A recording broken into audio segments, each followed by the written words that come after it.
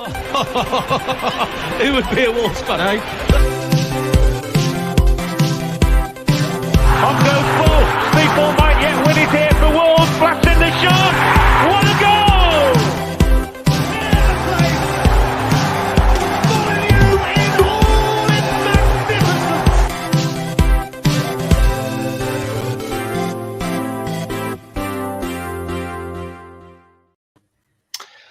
Well, at least it wasn't another 0-0 draw. Hello and welcome. Good evening. It's today's episode of Wolves Fancast, part of the 90-Min Football Network. It's myself, Rich. I've got Blake and Gully who are joining me today to go through Wolves' heartbreaking last-minute defeat to Liverpool. Guys, how are we both doing today? Surprised. I'm relatively content, actually. You know, it was a tough one to take, but in the grand scheme, I think we can be relatively pleased with the weekend's work. I didn't think we'd be that close, so to even be in it by the 94th minute was, I think, really impressive to me. So, granted, it's always gutting to go down like that, but what can you do? We didn't deserve it. We really didn't deserve it. I think that's it's more complicated than that, though, because I mean, we defended so well, and I think that we played at the back quite perfectly for 90 minutes, and then for the final four, it just sort of fell apart just that little bit. Granted, there was that nonsense with Saw coming out of his goal, but we'll get to that later. But anyways, yeah, I think at the time I was gutted because 90th minute, well, 94th, I think it was basically the last kick of the game stuff. And then after getting incredibly drunk last night, and having a sobering reflection of last night's events, both on and off the pitch for Wolves and myself, I did kind of think, you know what? If they'd have scored in the 10th minute, I'd have coped with a 1-0 defeat. But let's go right back to the start with the starting lineup, guys. I mean, I was a little bit surprised, to be honest, with it, because Dendoncker kept his place for Martinho, and Traore kept his place as well in the starting lineup from the draw on Wednesday night. Gully, were you surprised to see Dendoncker start? Because I mean, Martinho has quietly had a pretty proficient season and a decent run of form at the moment. Whereas Dendoncker, he didn't play awfully on Wednesday, but he didn't quite set the world alight. Yeah, I mean, I guess that's Dendoncker in a nutshell, isn't it? He's never going to be the kind of player who's going to stand out from the crowd with his performances, but I thought he was pretty good against Burnley and did a lot of stuff that went under the radar to make sure we maintained our attacks and things that I think we've struggled to do against Burnley in particular in recent seasons. You're right about Martinho. He has been excellent, to be honest. And he's almost having a bit of a renaissance, but he's also played every single minute so far this season. And maybe the 3 games in a week kind of just caught up with him a little bit, which is fine because ultimately, I guess Neves managed to get a rest in the week with being suspended. If he is a bit fresher than Martinho, it's almost like for like, isn't it? Really. So I didn't have a major issue with that. I think ultimately though, Traore maintaining his spot was plainly just because we wouldn't have laid a glove on them if he wasn't part of the side, I think. Yeah, Blake, what were your thoughts on Traore starting? Obviously, he's the enigmatic one in the squad, and it's always sort of a debate about whether he starts or doesn't.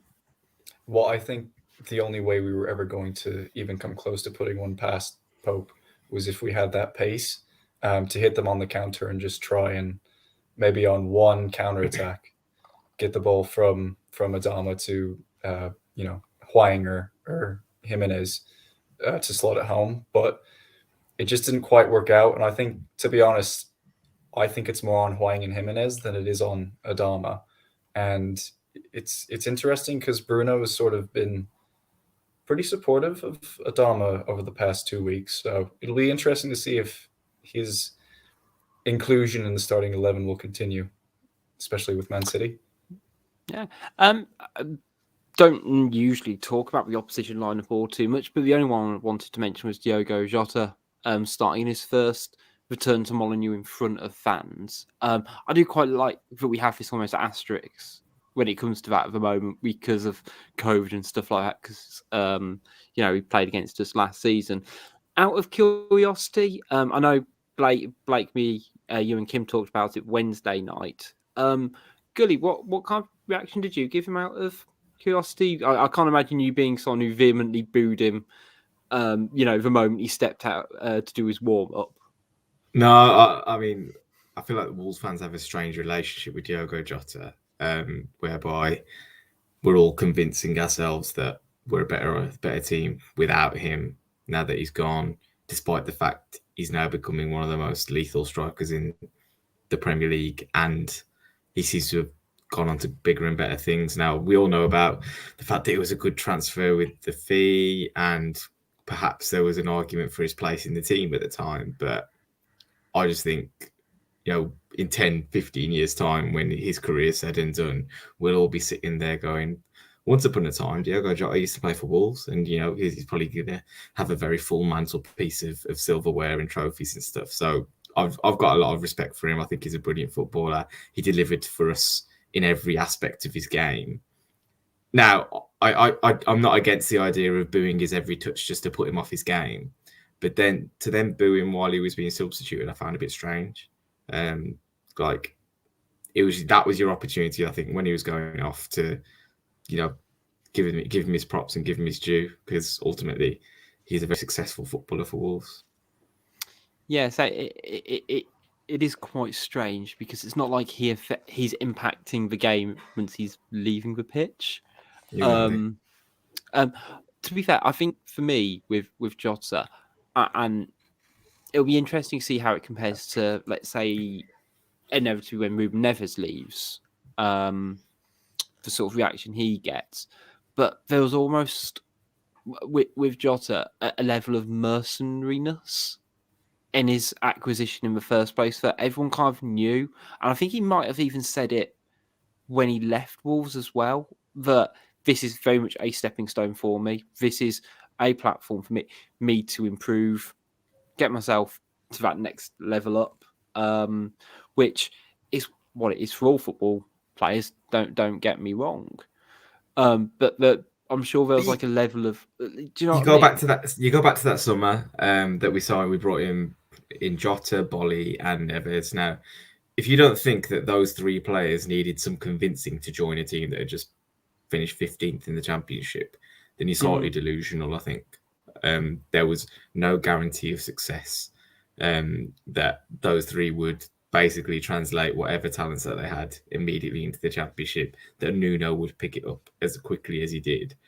Now, lo and behold, we managed to sail through that season quite nicely, but to then feel like, give the impression that, Jota never wanted to be here or that kind of stuff, it's just a bit like, well, yes, of course not. He was playing Champions League football the season before he joined Wolves.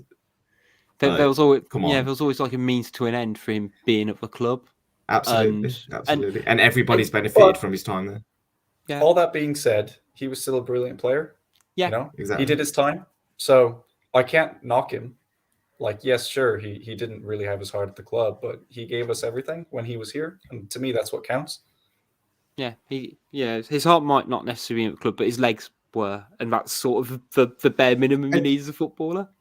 I know we don't want to kind of drag the point out, but when you think about the fact that most of our transfer business is with a view to potentially selling that player on for a profit at some point in time, he's actually the only one we've managed to do that on, really, in terms of he's actually left the club to go to a better positioned team, go and get more success. So he's basically the poster boy for, what will probably be a Pedro Neto move in the future or something like that. Like you say, Ruben Neves might be one of the next cabs off the rank, but the club is built to make these transfers happen.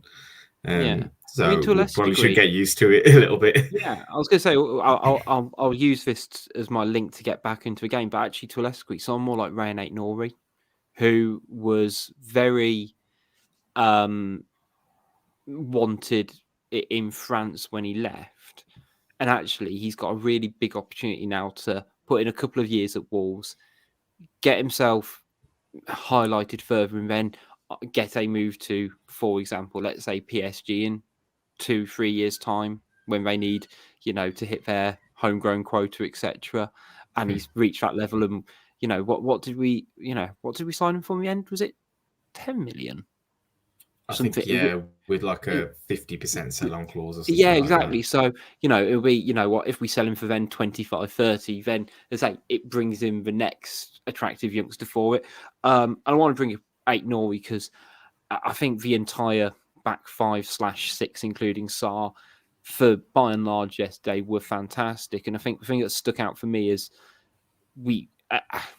how we restricted them out wide, and particularly Nori against probably the most informed player in the world in Salah at the moment. That's one of the best defensive games I think I've seen him play for Wolves. Certainly. I think it's one of the...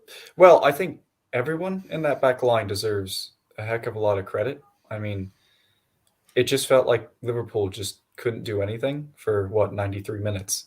And outside of that nonsense with Jose Sa, it never really felt like Liverpool were going to score. I was pretty convinced that we could have pulled out a 0-0 draw. And I knew full time that, we're playing Liverpool and they could just score out of nowhere, kind of like they did. But, I mean, defensively, every single one in that back 5 or 6, if you want to include Saul, like you said, was just superb, nearly perfect. Yeah. Good. I mean, we'll start with Nori because I know you're a big fan of his. I think, best performance in a Wolves shirt, could you argue? Defensively, for sure. Absolutely. I think I don't know why it is the case, but I think people tend to just assume that a player who is good going forward in that full-back, wing-back position is naturally just a terrible defender. But I don't think I've ever thought of Nuri as a bad defender. He's a bit lightweight at times, and you might target him physically based on that. But nothing from that game yesterday suggested to me that he's not capable of going toe-to-toe with his winger and getting the better of him. And he did it against basically the best player in the world right now. So I think we can kind of put to bed some of the claims that people might have that they worry about him going backwards, essentially now. Yeah, I mean, the only time I can think of him really playing poor, I guess, defensively was against Leicester last season, maybe. Yeah, I remember that game. Yeah, when he had I'd almost argue, looking in hindsight now, that was almost the exception, and he just had a complete stinker, which you're allowed to. The other player I really want to highlight in the defence was Conor Cody, who has had his criticisms in a Wolves shirt in the last 18 months. But again, I mentioned Moutinho earlier. Is he quietly having a really strong spell and a really good level of form? And I can't quite remember last time I saw him string together what's probably about 6 to 8 performances now where he's been really, really solid. Gully, how are you finding Coady at the moment?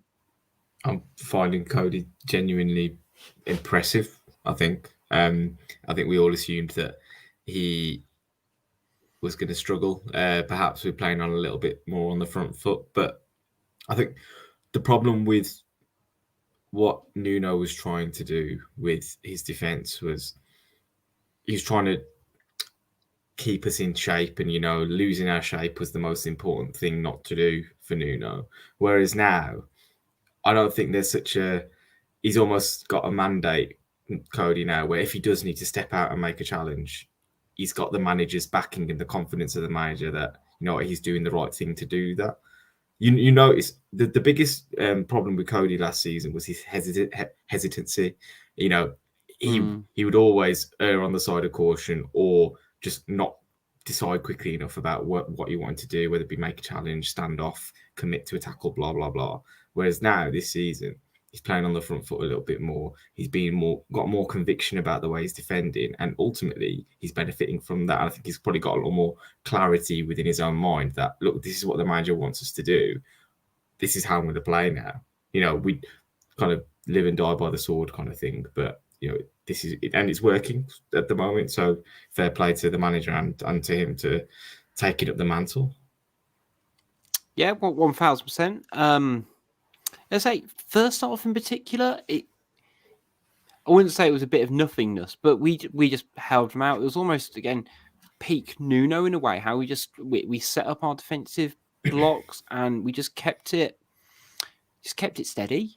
It was only kind of going mainly into the second half where action started to happen. Unfortunately, it was all towards Wolves' direction.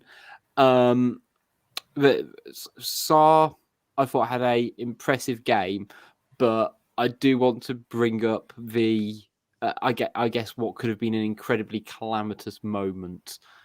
He was only saved by Conor Cody and his midriff. Blake, I mean, we'll kind of cover the Sace and Sarr mix at first. At the time, what was going through your head when you saw Sarr just belt it out and, you know, it nearly cost us a goal? To be fair, I mean, Sarr, it's not like it's the first time Sarr's done this. He has come out of his area a few times to play the ball. And I did think it was going to be a goal. There was no ifs, ands, or buts about it. I thought, oh, well, it was real good for the 60 minutes we had played, and now this is where we completely fall apart. And then I can't remember if I exactly saw the shot, but I remember seeing Coady block it and just thinking, how? But yeah, it really was surreal. The entire thing was just one of the strangest moments I think I've ever seen happen to Wolves. Yeah, I mean, Gully, I want to pick your brains on a couple of different points in it. As a defender, first and foremost, so you've got. I think that Sarr. I don't think he could have been more in the wrong for that because he doesn't need to be there. Like, what's the best Sarr can do in that situation? Who's out of play? Like, there's no need for him to be out there, surely. Okay, it's that managerial kind of mandate that Sarr's probably got, where if Bruno's probably said to him, if you think you can make it, I want you to come out your goal and make it and clear the ball, and that will help the defense. And let's be fair, majority of this season he's made good decisions on that front. Yeah, he made a great one against Burnley in a exactly. I was going to say not a too dissimilar situation where he just sort of like he almost went in for a tackle from a quick free kick. Exactly, and you know he timed his challenge really well. There was a bit of cheekiness on the side of Jota. You gave Sace a little nudge, which probably did a bit towards making that more a complicated situation than it wasn't foul. I wouldn't describe it as a foul, but the nudge certainly complicates it a little bit more. And then next thing you know, obviously Jota's running through on goal. But I don't think Sarr necessarily made the wrong decision to come. The execution of the decision was probably the problem more than anything. Because in essence, if you're there, Sarr should be taking out Sace, Jota, and the ball. And, you know, leaving nothing to chance. And yeah, literally. Yeah. I mean, the other thing I was going to pick up on, let's say, as a defender, Gully, would you have been brave enough to pull a Conor Cody and quite literally put your body on the line in that situation? To be honest, I found it really strange that they went straight to the line. I was like, I'm not being funny. You are literally, think of yourself as like an armless human being at this point. You know, you're kind of, you have half your functional limbs incapable of doing anything in that scenario. So why don't you go and tackle him rather than just retreat to the line? I found it really strange, but because both they know Diogo Jota better than we do. Yeah. Yeah, him and Kilman. I mean, they both know Jota better than we do, and clearly they must have seen it happen before in training back in the day. But to then see him just smash the ball right into his knacker is like, oh my god. I mean, it it was it almost heroic. felt deliberate, It didn't it? it couldn't be more heroic if he tried, really, could it? It, as I say, I just found it. It almost felt like a school bully on a playground, or like the year 8 versus the year 6s or whatever, and just it couldn't be more deliberately just aimed right at his bollocks. It, you know, there I was mean, half if a Jota's goal. aiming at his bollocks, he's definitely not doing his job, is he? Yeah, it was just like you could have just knocked it from the other side. I think it's interesting because I saw the 2 on the line, and I thought it was in a way showed. I don't know. I think if they'd have just gone flying out at Jota because Sar's in no man's land, I think if they go flying in terms of just trying to do a last ditch block, if they foul Jota, they're sent off. Now, whether them going on the line and getting in that position was part of their thought process that, you know what, if we stand here, we won't give anything away.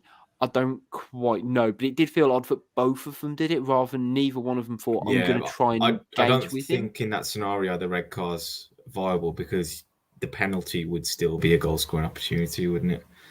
Yeah.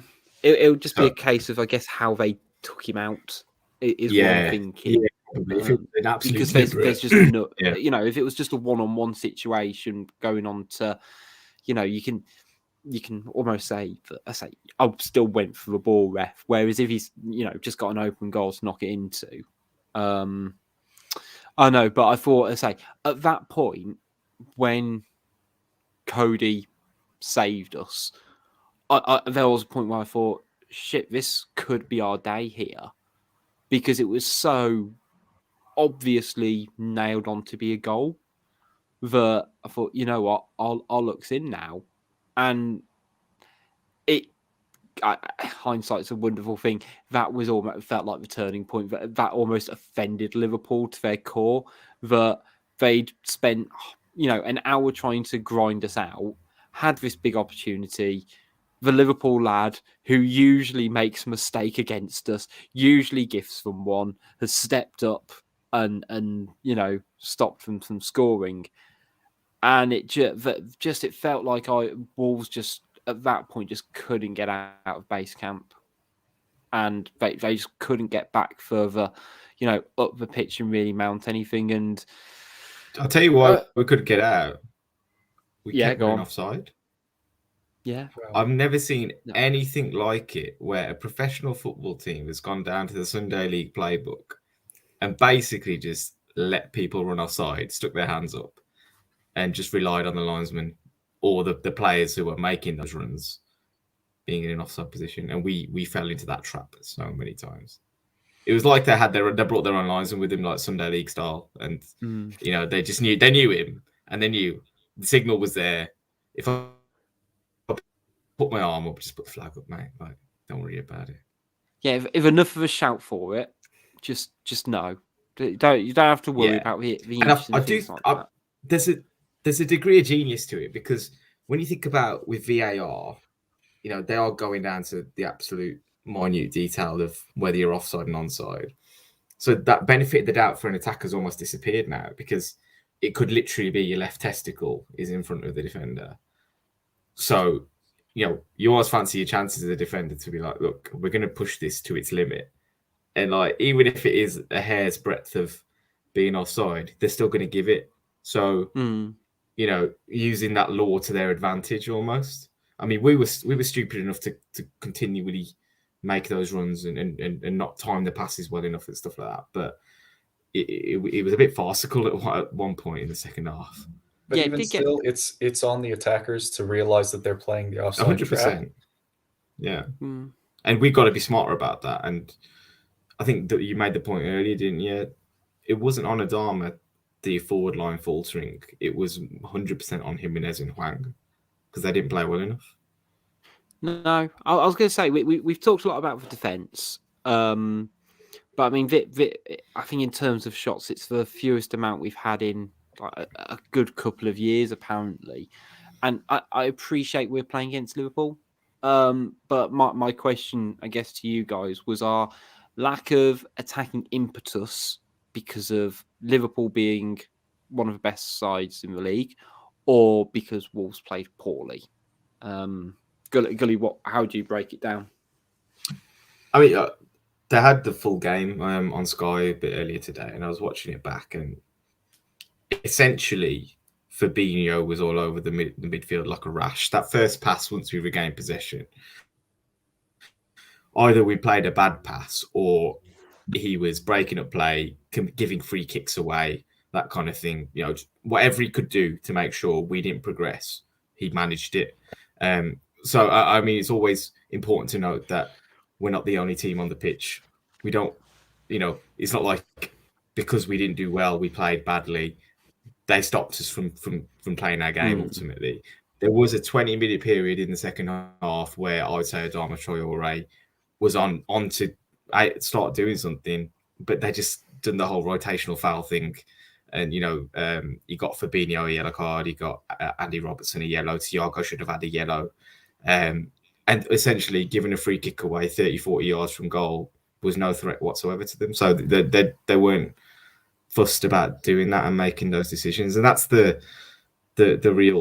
smarts of the best teams in the country, I think. And the one thing I noticed, I don't think Liverpool are necessarily the most aesthetically pleasing football team to watch, but they are relentless in getting the ball back off you. And eventually that's going to grind you down. And that's where their kind of real class is. Yeah, they are one of the best pressing teams in football, but I think it's worth noting that I don't think that our low amount of chances should be attributed to poor attack, which I think we did have through Jimenez and Hwang. I think if Jimenez and Hwang were on their game, we would have still had the same amount of chances. They just would have been better. I think, and I was going to say, I think there is a level of there being a mixture of both, because we know Liverpool press, they play with a high line, and it almost felt like Wolves kind of got into a position where they were so focused on defending well, which they should be. You know, that is paramount, especially to a team like Liverpool.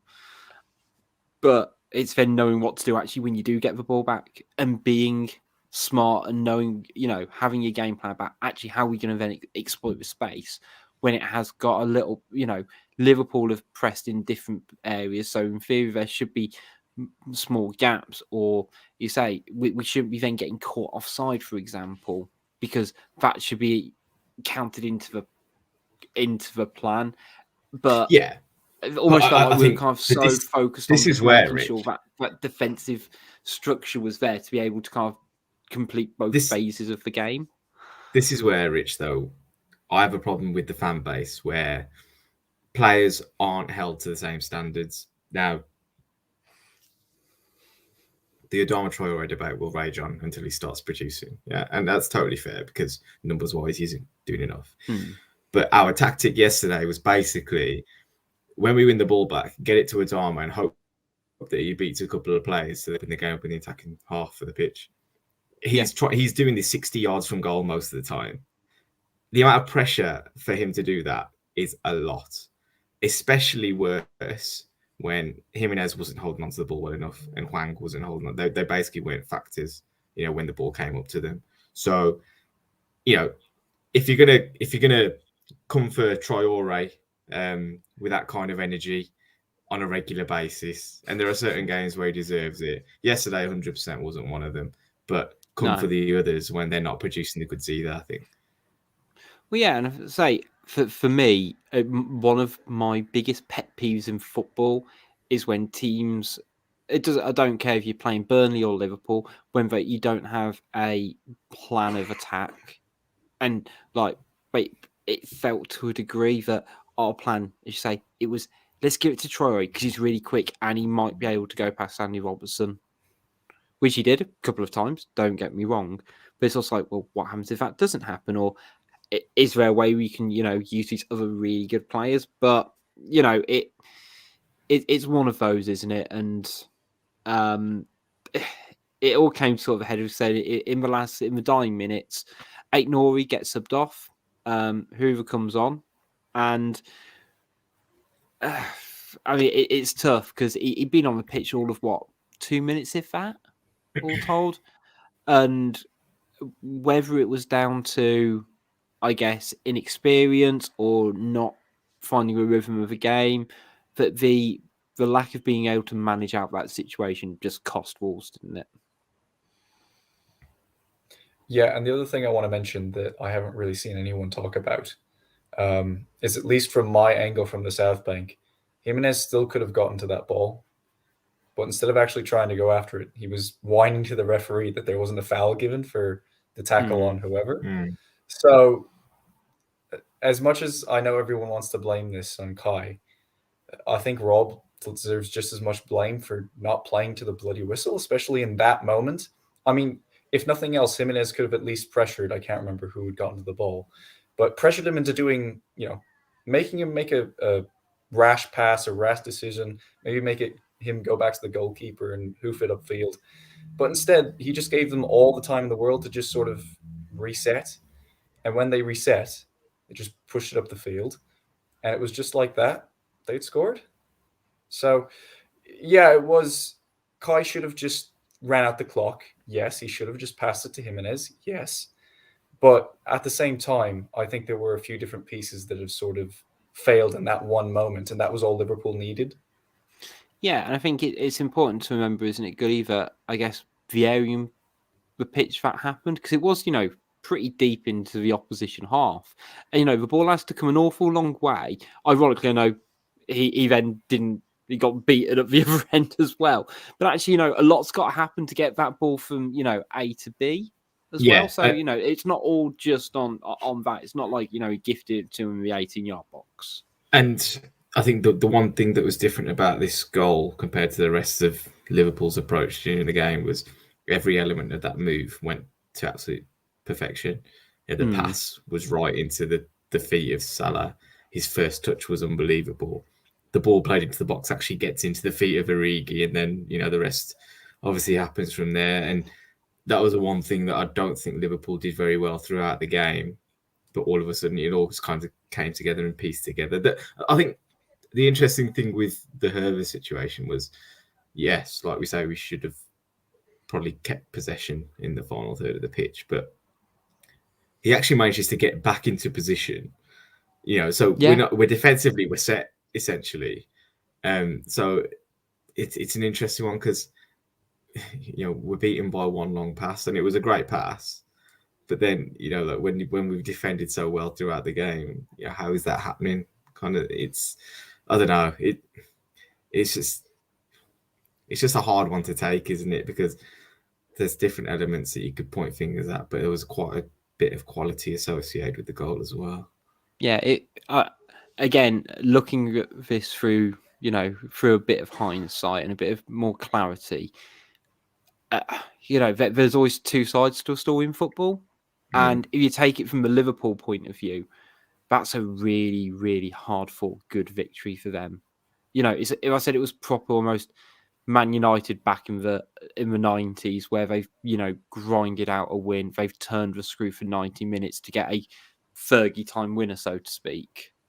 And seeing it from that perspective, I go, I get it, but it is a tough one to be on the end of. It really was. I mean, it is. But the one thing I will say is that we should still keep our heads high, because this is a team that has scored 20 goals in 4 games. So look, to have even been in the game, to have kept them to 0-0 for 93 minutes was fantastic. And I think that if we had been a little better on the attack, even just a little better, it would have finished 1-1. I think ultimately Liverpool fans don't enjoy playing us. Jurgen Klopp doesn't enjoy playing us. The only time I think we really let ourselves down was away last season when we lost. Was it 4-0? I think it was 4-0, and that all kind of fell apart because of that one Coady mistake, I think, which meant we went 1-0 down, and then all the shit that happened after that. But that's the only time they've ever had an easy ride against us, and we should kind of carry that a little bit as a badge of honour, I guess, because ultimately we are competing at the right end of the league with the right level of team. Yeah, no, I do agree. And say whether or not we deserve something out of the game, I think 1-0 on paper against Liverpool. I think we're all realistic enough to understand that that's that's a fairly fair result. When you consider their form as well. We'll briefly do man of the match because I think there's a few options. But Gully, who would you give it to first? I think it's got to be Aït-Nouri, hasn't it? He came of age, I guess, with that performance. Yeah, I'd agree with that. I think it was a shame that he pulled up in the last couple of minutes and he came off and things like that. But we'll live to fight another day, won't we? We'll be back after some ad breaks. Talk a little bit about away fans, a little bit about Morgan Gibbs White, and answer some of your Twitter questions. We'll be back right after this.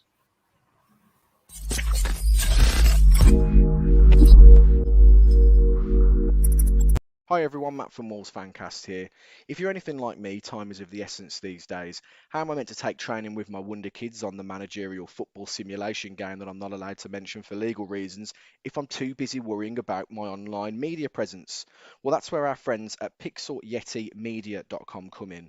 They're not just web designers, they're a creative agency that cover all of your design needs, from websites, brochures and signage to marketing, logo design and branding. So go check them out at pixelyetimedia.com.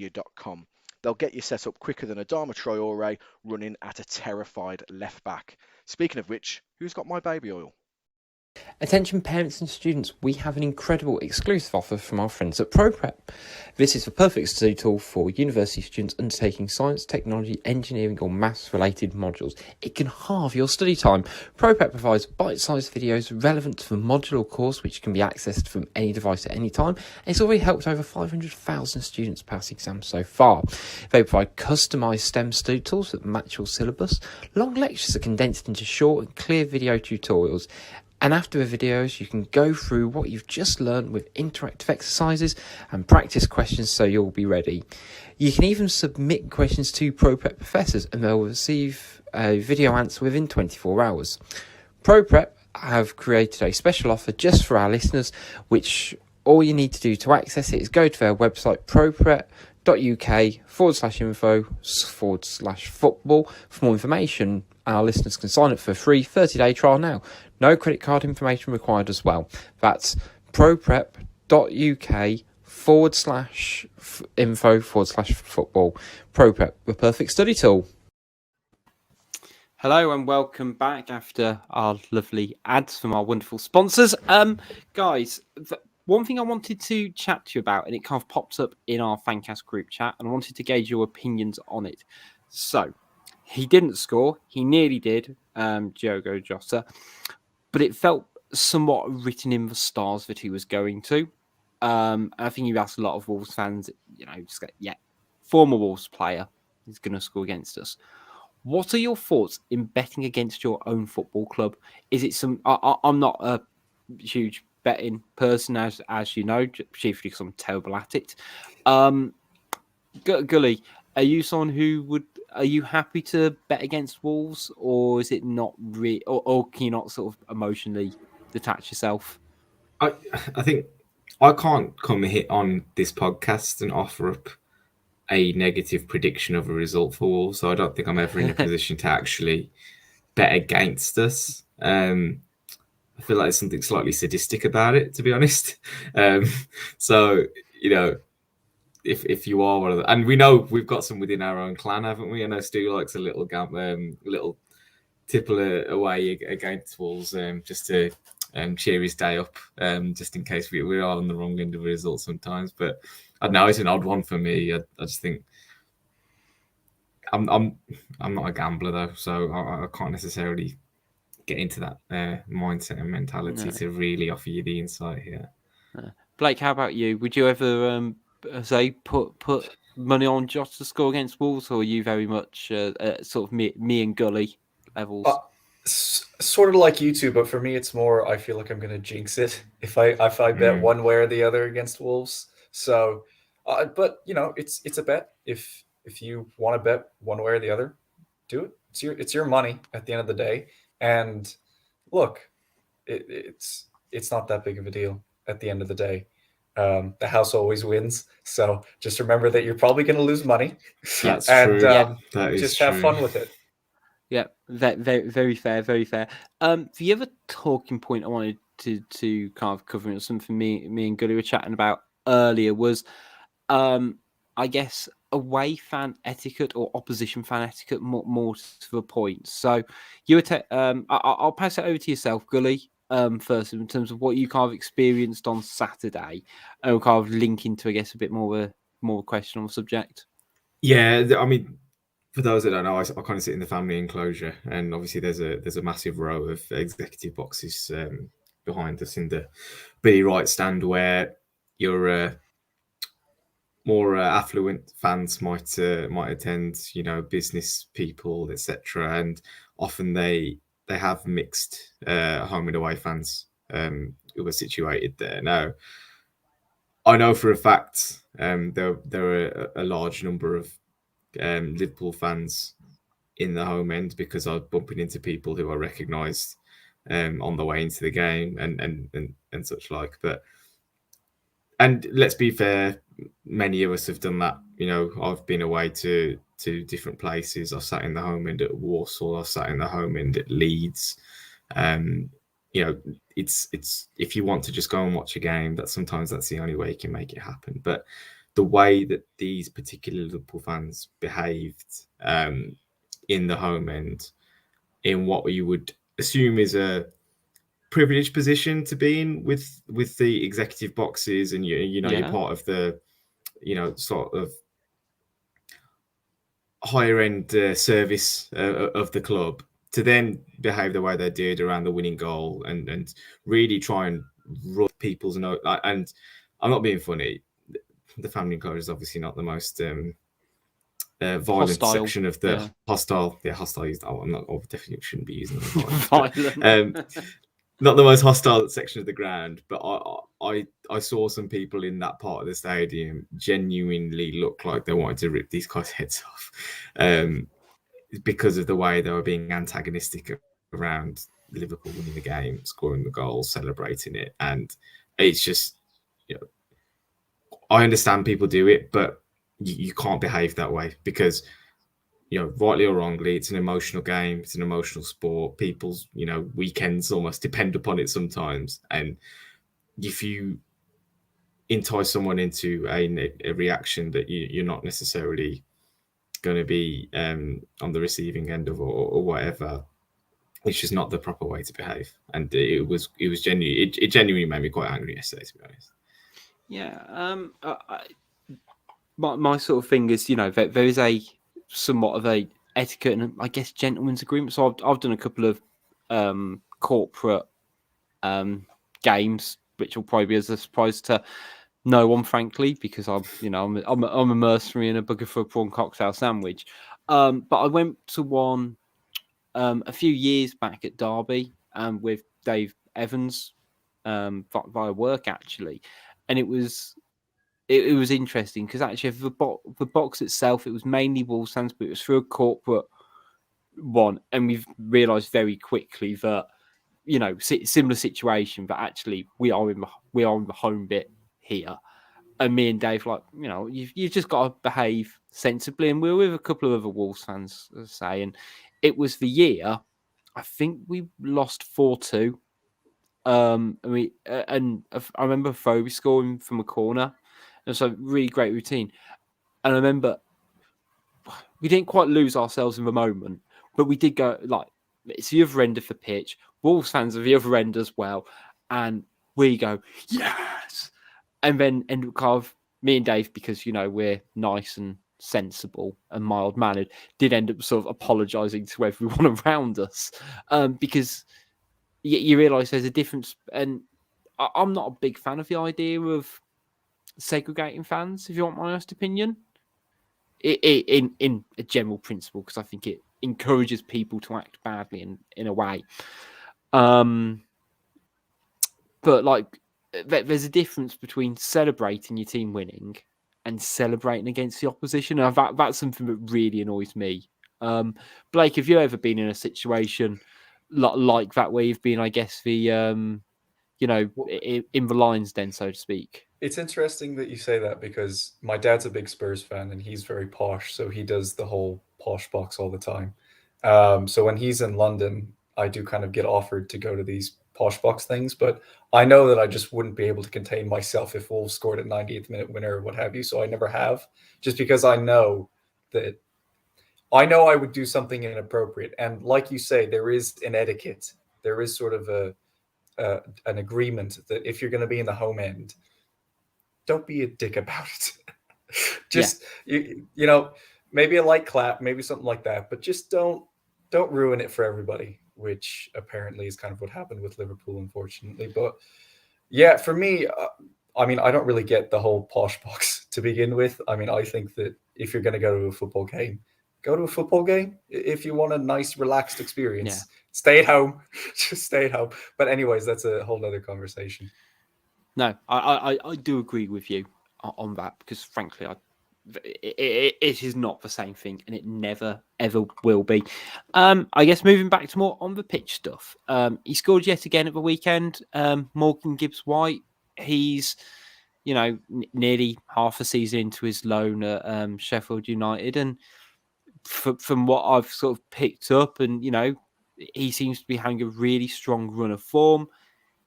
He's predominantly playing up front, but as we know from his time at Wolves, he can play in midfield. It almost feels, to a degree, we're kind of Groundhog Daying it in a way, in terms of when I'm going to ask this question. Do you think it's viable for Wolves to recall Gibbs-White in January, depending on what our incoming transfers look like, Gully? Oh, well, I'm sure the option's there. I think my own personal opinion on the matter is that you don't leave him to it unless you're going to start him.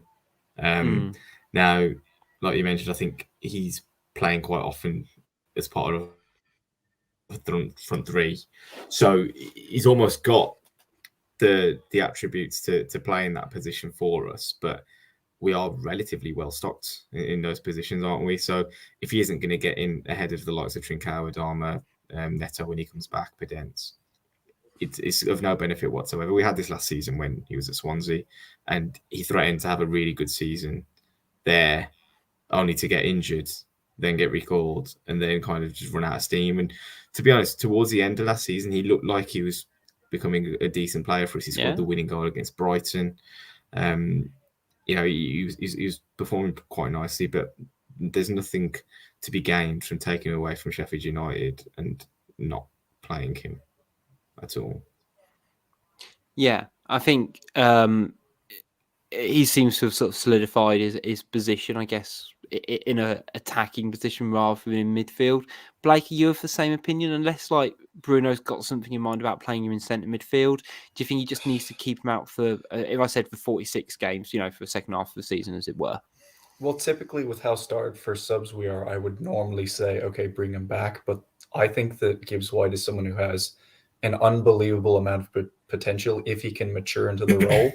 And I think that's kind of what Sheffield United are offering him at the moment. Just a great opportunity for him to start maturing into the possible roles that he could face up front. And I think, like all of us has kind of said, we don't really think he's going to get into the starting 11. If anything, he might be brought off the bench every once in a while. But beyond that, I just don't really think we're going to use him that much. And I think he's far better off at Sheffield at the moment. Yeah. I completely. Sorry, ultimately, I think people have got this thing where we obviously see that we've got a thin squad, but we seem to want players for players' sake as well. Just because seeing their name on the subs bench makes you feel a little bit better about it. But if those players aren't going to feature, then what is the point?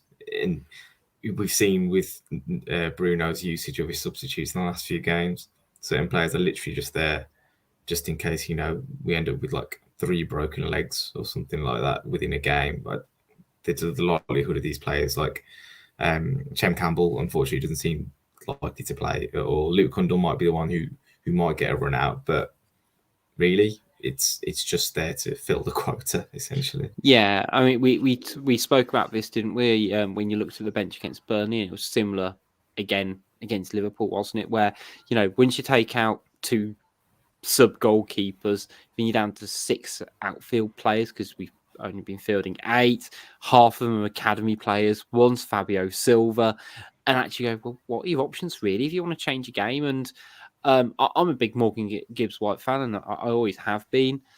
But you're right. Is he an improvement on Trincao in terms of a sub bench? Is he offering you a huge amount of difference? If he's on a sub bench with Daniel Podence and say Trincao to come on, he's going to be, to be honest, he's going to be third choice of that. And you're not going to make bring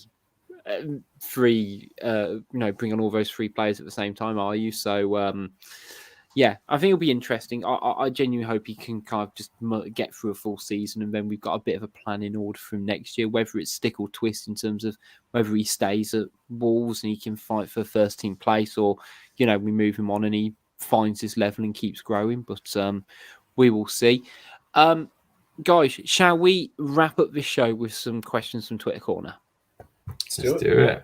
I say this like you've got a choice, to be fair. Like, shall we and then just go now? Mine's opt out now, mate. Yeah, just go now. Put you on mute. Yeah, to be fair, there's actually been some good questions here this week. I make that sound like there's Is that a dig at the listeners that they're not providing good enough content for us? To be fair, I did something different this week. And I said, can you send me silly questions? Okay. And I don't know why I got an influx. So I am in a good mood. We've had great questions this week, as we always do. So this one, I kind of quite liked it to a degree, but it is Adama the most fun player to watch in the Premier League. Now, apart from, I guess, when he's in front of goal, my question for you guys is, what player outside of Wolves do you genuinely enjoy watching play at the moment, rather than like historic or anything? Who do you genuinely get joy from? Well, along the same lines, you're talking about someone like, and the operative word being fun and entertaining. Alan Saint-Maximin is always great value because it's just entertaining. Like, regardless of what his own end product is like. I mean, we could all reel off some of the world-class players that are in the Premier League at the moment, but someone like him, he just puts a smile on your face, doesn't he? Yeah. I quite like Vardy just because he kind of is that perfect villain. He's the guy you love to hate. Yeah. And I think that there's a large element of fun to that. Yeah. Yeah, no, I can see that. But who was I going to say? The guy at Crystal Palace, whose name Eze. Yeah. Again, just want to see him just actually enjoy his football, Yeah. and wants to sort of drive the game forward. So I'll on the same lines. I mean, sometimes it's very fun watching terrible footballers as well. So something about John Joe Shelby kind of draws me to him as well. Like, I always think he's either going to do something ridiculously amazing or stupid as hell. So, what? When you said terrible footballers, my immediate place went to Paul Dummett and Grant Hanley. Again, whenever Paul Dummett, you get sacrilegious to say that in Newcastle. They love him. I know, they absolutely love him up there. But he's not a good player. I say Grant Hanley, he's now at Norwich, I think. I think he's club captain, to be fair, but he just looks like a man whose legs were, born in a treacle factory. I don't quite know how he plays at this level. To be honest, apart from he can head a football probably quite far. Right, next question. What is your favourite starter and dessert on Christmas Day? Ooh. I do love pigs in a blanket. Would you have that as a starter? You have that on your main plate, don't you? Do you? In it? Yeah. Yeah. Because to be fair, I'm not exactly an expert in English Christmas, so forgive me. But when I did have an English Christmas with an English family, they did serve them as starters. So maybe that's Okay. just something they do. But I was going to say, I doubt it was, because I think you'd have name dropped him. That 1000% sounds like the sort of thing Stu would do. actually wasn't. Like a believe posh it or not. starter. Believe it or not. Yeah. I think we've done stuff like a bit of smoked salmon, bit of cream cheese, that kind of thing as a starter, which tends to go down quite well. I was going to say, for me, fit, it's got to be something fish related. So smoked salmon or something involving prawns. Yeah. But then I don't know how Christmassy they actually are as starters. I'm not sure if they even are really, are they? No, not hugely. Not traditionally. I don't think Christmas is normally known for its starters, though, is it? It's mainly about mains and desserts / cakes. Yeah. Yeah. Dessert-wise, I don't like Christmas pudding or Christmas cake, so I'm It's all terrible, to be honest. Like stuff like that. Mince pies, terrible. I don't understand. I mean, it's all weird fruit kind of stuff, isn't it? Like that's what's all based around. Like, it just makes zero sense to me. So I'll just have a cheesecake. Yeah, cheesecake. Exactly. I'd take a cheesecake. Yeah. Same. Yeah. Well, cheesecake's your answer then, guys. There you go. Right. Next up, Dean Marsden asks, you can go back in time and change one thing Wolves related. What would it be? So he's given the example of,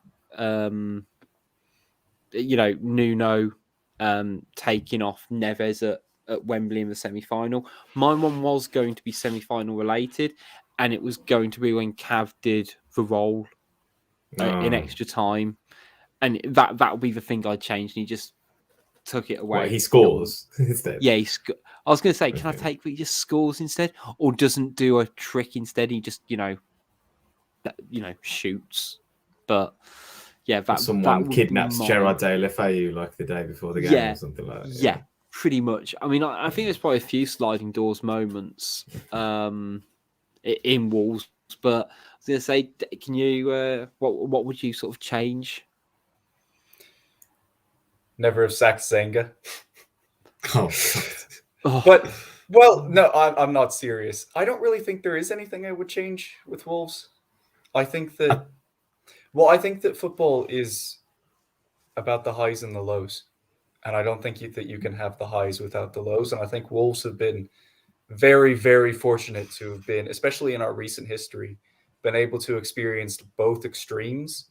Yeah. I mean, beating Man United in the FA Cup has certainly, I think, cured the ailments that we got from being relegated to, double relegated to League One.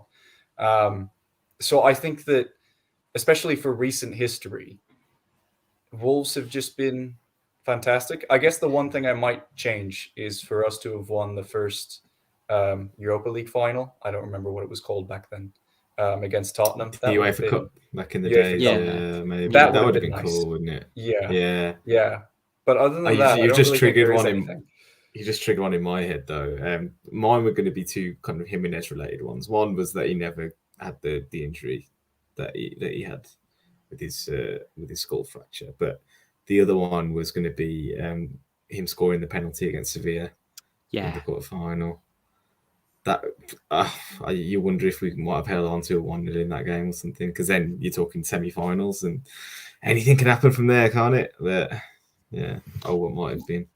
I was going to say, I think that's a really good one, because we could have gone on to win that game, but how would have that changed sort of Nuno's reign and tenure and how things were perceived at that point? Because that was probably a bit of beginning of the end stuff. Right, next up is from Brian Donnelly. Ignore the past, let's think of the future. Who will be the first Wolves player from the Fosun era to get a statue outside Molineux? Someone who's in the squad now, or the best is yet to come, so I guess somebody in the future. I'm going to say mine now, just because I think somebody else will say it before me, but probably Conor Cody. Just because I think there's a likelihood that he'll stay and continue to be captain and keep getting appearances and stuff like that, and become a genuine club legend. Whereas, as we said before, Neves is likely to go at some point, and it'll make me cry. I think Yeah, if Jimenez stays for the remainder of his career, there is a small chance that he might get one. But seriously, I'd be surprised if any of these current players get one. In all honesty, I think that. Yeah. Well, let's hope that the best is yet to come. Well, we've already decided that the ones coming in the future are all going to be sold on for a profit. So Yeah. they're not going to be around long enough. But Cody's a good shout, to be fair, because it just doesn't feel like the kind of player someone would come in for and spend a lot of money on. And also, I mean, he can't really get much slower, so it feels like he's got a lot of years left in the game. You know, his pace has never been like a problem to that extent. So when you said he's not got a lot of pace, I was like, so he could become a statue, like a human statue, and just slowly over time. His defending has been statuesque at times, but yeah, I think Cody's a good one. He's got a lot of good faces that he pulls in photos and stuff that could be used as the model as well. I feel like there's some good content out there. It's a genuine shame we lost against Liverpool for this reason only, because I feel like him stopping the ball with his bollocks on the goal line could have been a genuinely iconic shot, and that would have made the perfect and you would just put it in bronze. Yeah, Wow. So like you've got how you got the Billy Wright statue of being magnificent with the ball. It would just be like Coady just kind of keeling over with the ball, let's say, right in the groin. I think that'd be a great statue. You know, we'll see. We'll see what it comes up with. Stu asks, why is Max Verstappen such a twat? Are either of you two F1 fans? Yes. Well, I don't know about Gully.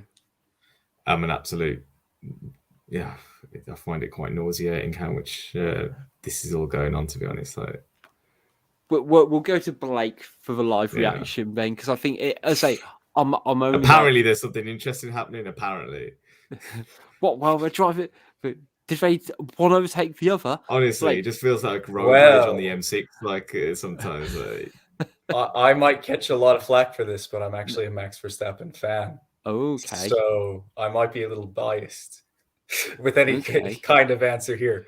But Max is just a very aggressive driver, and he does very aggressive things. You know, I think it's not dissimilar to, say, Senna. The whole point of driving around a track to beat other people. Well, it should be, but F1 is not NASCAR. So we've all been go-karting, haven't we? True. I was going to say, Gully, I can imagine you being very aggressive go-karting. You strike me someone who's either first or it's last a lot more going. hard work than like you assume it would be. Like the steering and that, it just feels. Yeah. So I feel like I get tired doing it, to be honest. That might be why Max Verstappen's lashing out, because a bit tired. He's doing a lot of driving. We've all done it for a long drive. Levels. Yeah. He might just need a nice cup of tea and like I said, just it's just road rage on the M6. Like that's the whole. that's all this sport is.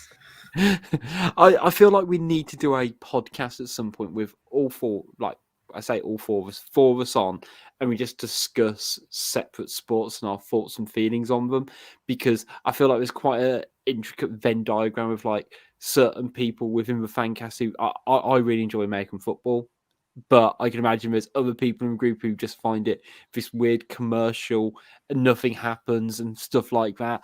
I've never watched a baseball game. There'll be some people who don't like cricket. I love it. Terrible game. So I feel we could do a really good one. I was talking about baseball being terrible, just to clarify, not cricket. Cricket is an excellent sport, and we all should like it more. I was saying, I feel like we could make up 75% of a good pod team on discussing sports and why we either think they're amazing or terrible. We'll put that in the production plan for the new year. Right, last question from Andrew Wright is: Fosun are leaving it up to you to buy a new striker in January. Only problem is money's tight and you can only afford one of the following: Robert Taylor, Thomas Frankowski, or Yannick Sagbo. Who are you having?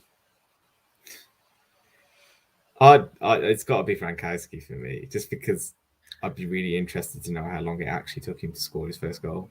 It's just like a scientific experiment. Put him in like a brilliant team, and just have him at the front of the attack, just not finishing anything. Like it just be quite interesting for me, I think. So, not because it would be a success. We all know these are absolutely terrible footballers who should never see the lights of Molineux again. But yeah, just as a maybe it'd be the final piece of the jigsaw in the Bruno Large setup. Potentially. I mean, I haven't got the stats on Robert Taylor in front of me, but to kind of give you an overview, what Yannick Sagbo scored, let's see, according to good old Wikipedia, has scored about 44 in 218 games up to his time when he was at Molineux. And then he went on to score, oh, crikey, he got 1 in 5 playing in Saudi Arabia as well. Thomas Frankowski actually had a really, oh yeah, I mean, he would have been very happy with that move, wouldn't he? Yeah. Thomas Frankowski, apart from his time at Wolves, had a really decent goal scoring record. By and large, I mean, he ended his career with 211 goals in 450 games. You know, he wasn't somebody when he came to Wolves that didn't have a decent pedigree and stuff like that. So I would go for Thomas Frankowski. We were basically a footballing graveyard at the time. Like people would just come to us and just their careers would just die. Or I was going to say, yeah, they'd either die or they go to the far ends of the earth after going to Wolves. Yeah. So like I am very much thinking of Rowan Ricketts. Nobody ever came to Wolves and then was successful later on in life. Like it just didn't happen. No, whereas now we're already selling them, but they're not even here yet. Exactly. We've already pitched them to Man City and Liverpool. So how times have changed, eh? That's a really good point to wrap up the show for this week. Thank you everyone for listening to us. Make sure you go check us out on social media at Wolves Fancast. That's on Twitter, Facebook, and Instagram. We are doing our daily Advent giveaway where we've got some very fun Christmas prizes ranging from the sublime to the ridiculous. So make sure you're heading over to our Twitter with a chance to win those as well. We will be back later this week for our preview show as well as for Man City. And we'll also be doing our review show next weekend as well. But until then, it's goodbye from Gully. See you guys. It's goodbye from Blake. See you. And it's goodbye from me. See you next time.